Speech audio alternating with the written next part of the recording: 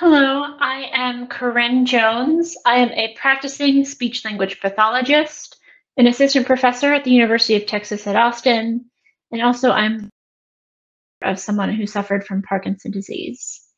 In this series, we're going to go through the whys and the hows of different considerations for voice and speech and swallowing therapy. So not only going through, what a speech pathologist might ask you to do, but why and how you can really do that.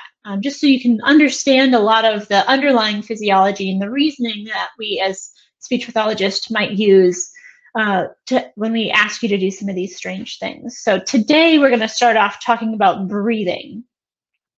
And why are we interested in breathing? Well, breathing is the powerhouse for our voice and our speech. And so having really good and really strong breath support is going to really help us with that spoken communication.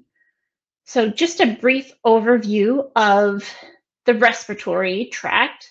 So it's separated out into sort of upper and lower tracts. The upper tract is the nose and the mouth, down through the voice box where our voice is generated. And then below that are the trachea and the bronchi, and then finally in the lungs. Gas exchange happens here, so our blood gets oxygenated, but we use our breath for speaking, and that, it's again that really powerful tool. Other things that are important for breath are the diaphragm. There are accessory muscles that are attached also to the rib cage, which is not on this slide, but we'll see that on the next slide. So the diaphragm is a large dome-shaped muscular structure. It's attached to the bottom sides of the lungs and attached to the rib cage. When it contracts, it lowers down, which increases the size of the lungs. There are similarly accessory muscles that are attached both within the rib cage and then from the rib cage to other structures in the body that when contracted, they lift the top of the lungs up, again, to increase the space. So how do we breathe? How do we change the shape of the lungs, and how does that result in air coming in and out of the body? So at rest, there's a certain amount of air molecules within the lungs and a certain amount of air molecules outside of the lungs. And if we're just sort of sitting there not breathing, then the pressure, the air pressure, is about the same. So there's going to be no movement of air. When we inhale, we activate the diaphragm, which pulls it down. We activate those chest accessory muscles, which pull the lungs up. Therefore, there's an expansion in the size of the lungs. And if you have an expanding size of lungs, then the air pressure, the relative air pressure, is going to be decreased from the air pressure outside. And that's going to result in air flowing into the lungs. So inhaling is an active process. We have to activate the diaphragm and the chest accessory muscles. To exhale, so here we have our lungs are filled with air.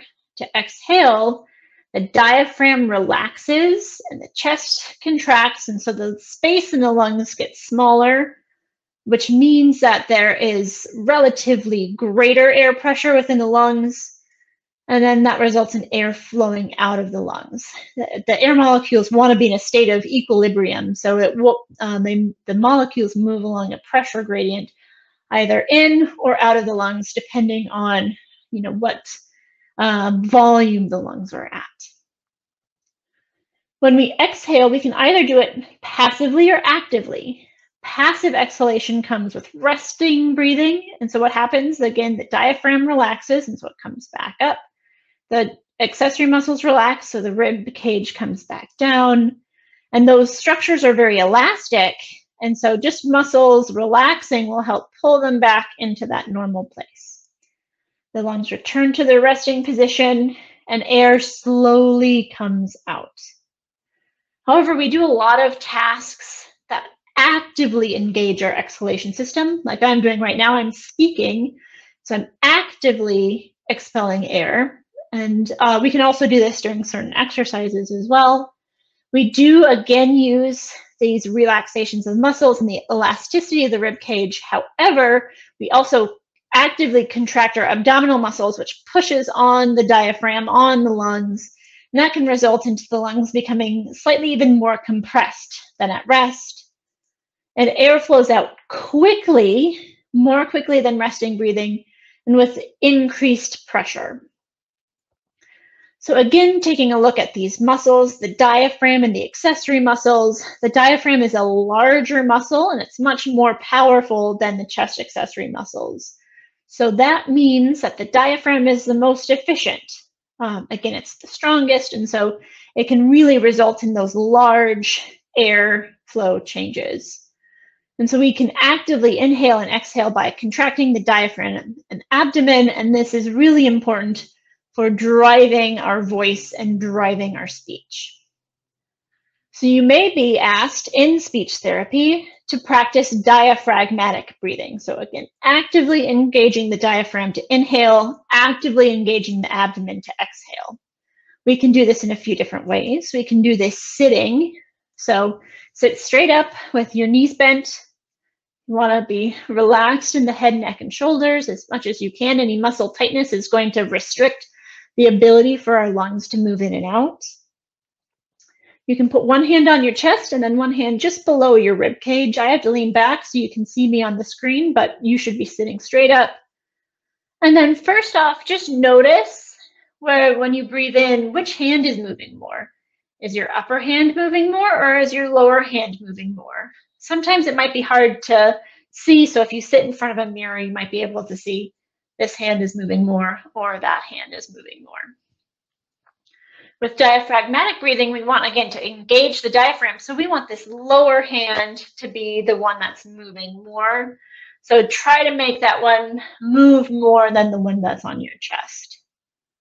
So that's with the inhale. And then when you exhale, we want to tighten our abdominal muscles and to bring the lower hand in.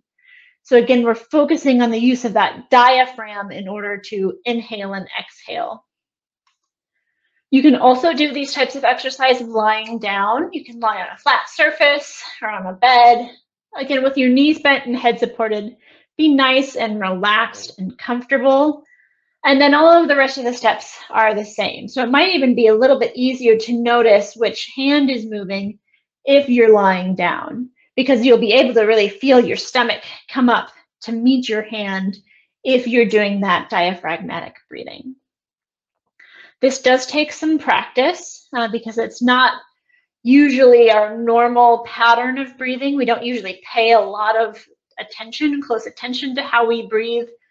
But again, with that diaphragm being the most powerful muscle for our breath, and we need that breath support to engage in speech and voice really strongly, then having that breath support is really going to set us up for success when we want to communicate.